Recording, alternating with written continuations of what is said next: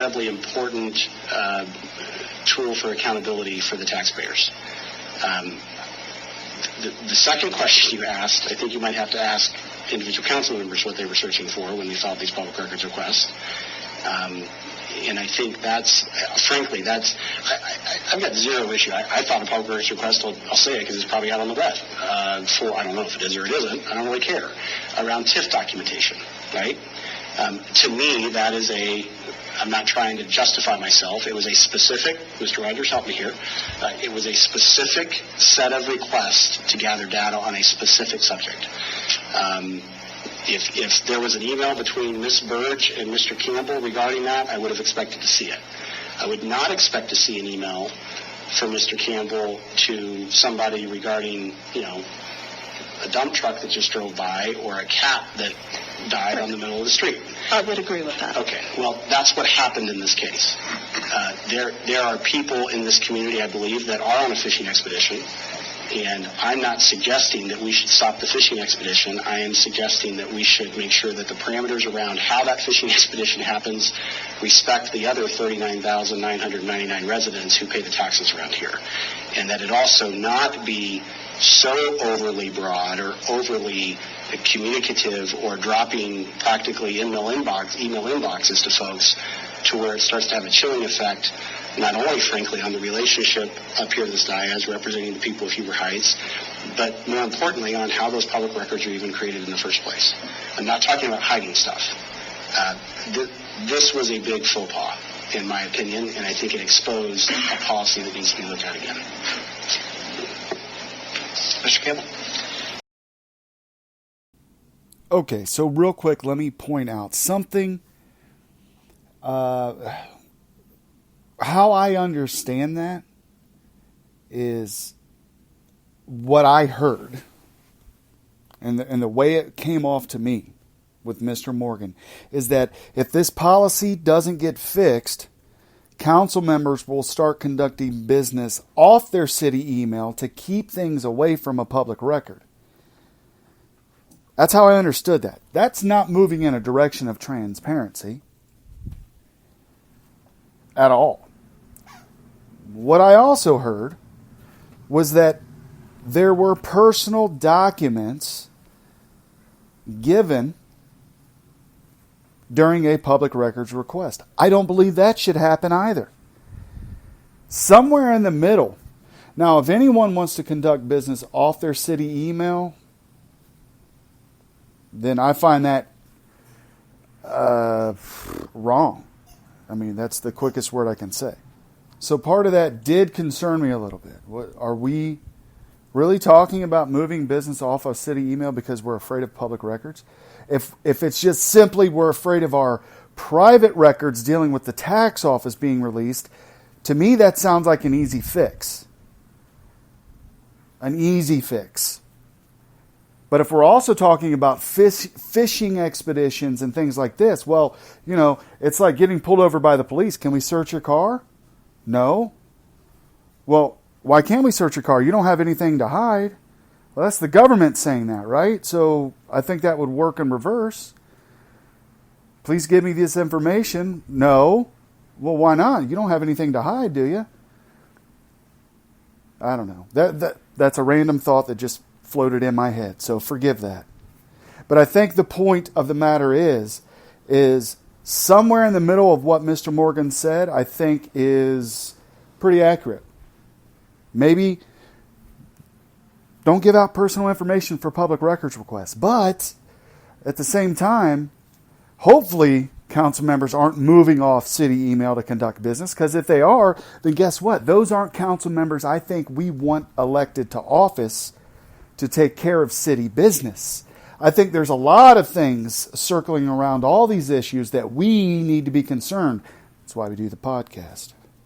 So, there were some good points made, some extremely great points made during that whole discussion. Ms. McGee made some tremendous points. I haven't heard such intense and relevant questions asked during a meeting in a long time.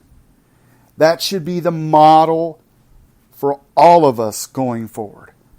Mr. Morgan said there will be a chilling effect on communication. Wow. Why should communication in government ever be chilling if everything was being done for the people and not personal agenda? It should never be chilling. Now I'm going to play the beginning of that discussion from July 2nd.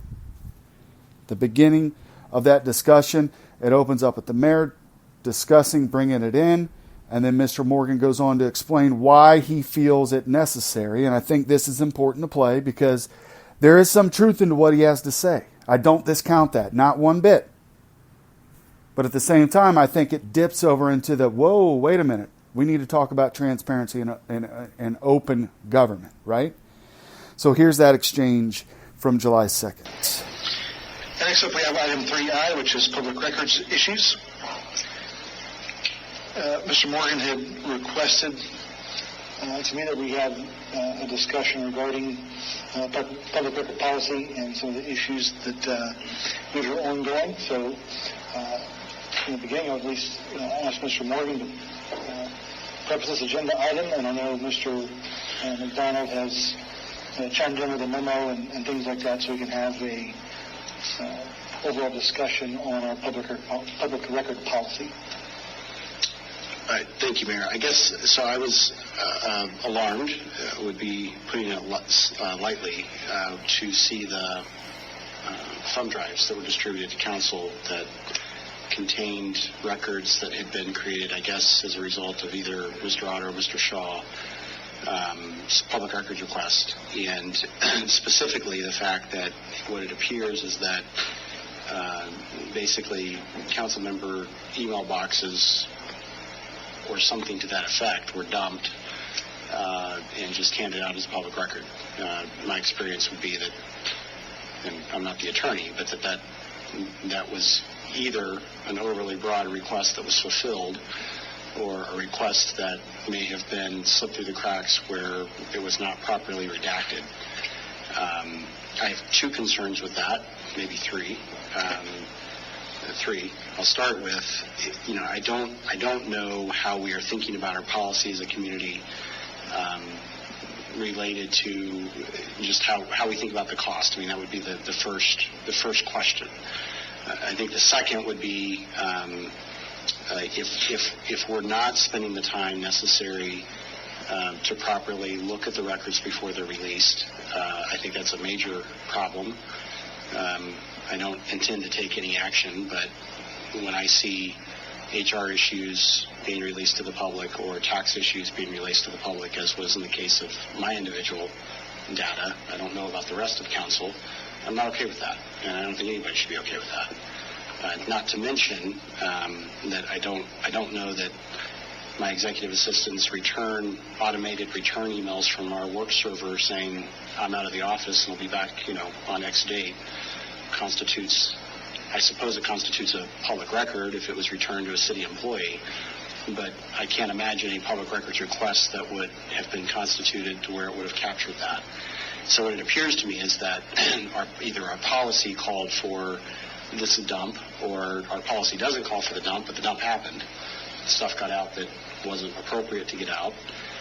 But I think the final and frankly the most concerning thing for me is that to the extent that this is our policy, to the extent that these records were released, we really have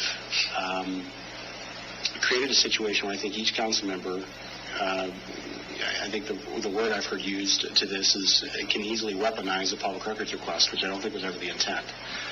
I recognize whatever we do on policies can have an effect on the public as well, but I think the intent of this is to release specific information related to a specific subject, not be on a witch hunt. If what we're going to do is drop inboxes, or what practically is an inbox, then I think I'll start filing public records requests on all of council, so I get to know what all of council's thinking all the time. I don't think that was the intent. And I think what the result of that will be, if we remain with our policy there, is that in fact council members will stop communicating that way, and likely then, frankly, create a larger issue for the city than what we have potentially today. because the fact that it's on a city server or not does not make it a public record or not, in my experience. So I think this is worthy of discussion. I think it's worthy of review. I'll jump to the point. I think what conversations I've had, it sounds like there are, frankly, double standards as to what we necessarily do for the community versus what we might do for a council member. I'm not going to say a double standard is ever appropriate, but I would hope that a council member never has to file a public records request. I'm not suggesting that they shouldn't have the right to, because I think where you have a council member who feels like they're not being treated fairly by staff, I think that they're a citizen just like any other citizen. But I think we need to think carefully about, if there is any of that, why this particular set of public records was released. And frankly, I think we need to look at, are there ways that we can tighten up this policy that stops them from being weaponized, which I don't think was the point, that gives greater comfort's the wrong word, but working relationship with council, and it frankly hopefully starts to cut down on the hours and the cost that whether it's being done today or not, that I think it's going to be required to do to properly vet these public records before they're released. So I'll jump to the conclusion. I understand we have a Public Records Commission. I'd like to see this council give some direction to that commission as far as what we're hoping to achieve. And maybe that can be our discussion here tonight, Mayor, and then have them come back with a recommendation on how they look at the policy and potentially change the policy to hopefully meet those objectives while remaining within state law and satisfying the principle here of transparency that I think is important.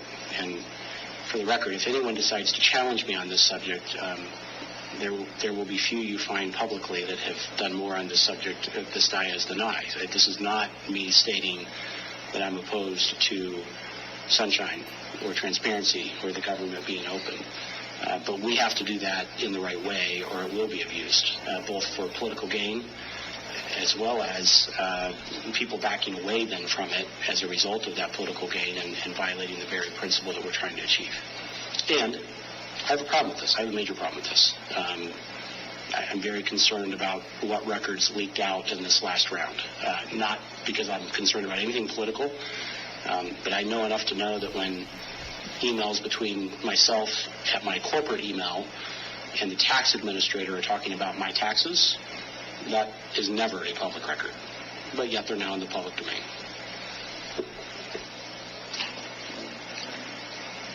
Mr. McDonald, that political. Okay, so while that clip was playing, I transferred into my vehicle and I'm now on the road. So the podcast continues, but on the road. We heard that. That was the opening of the public records request review, if you will. That's when the public records and how they were handled and how they were disseminated was discussed. They moved on. It's about an hour-long discussion. It's from the July 2nd meeting. You can look it up on hhoh.org if you want to listen to the entire discussion. But I do recommend it. I think it's worth listening to. And I hope you do review that. Because, looking on this, I think he brings up some good points. But at the same time, I think there are points in there that we need to question. Was the concern simply the tax document that got released to a council member, allegedly? Or is it more than that? Because if you've been paying attention to some of the Facebook pages, like I mentioned earlier, you would have seen some of the documents or other public records requested that were posted online about private meetings outside of the city view, discussing whatever, a meeting at a restaurant. Okay? Now, I believe that that city business should be held in public and open forums such as council meetings, work sessions. And if it's not, if it's discussed, there should be an update.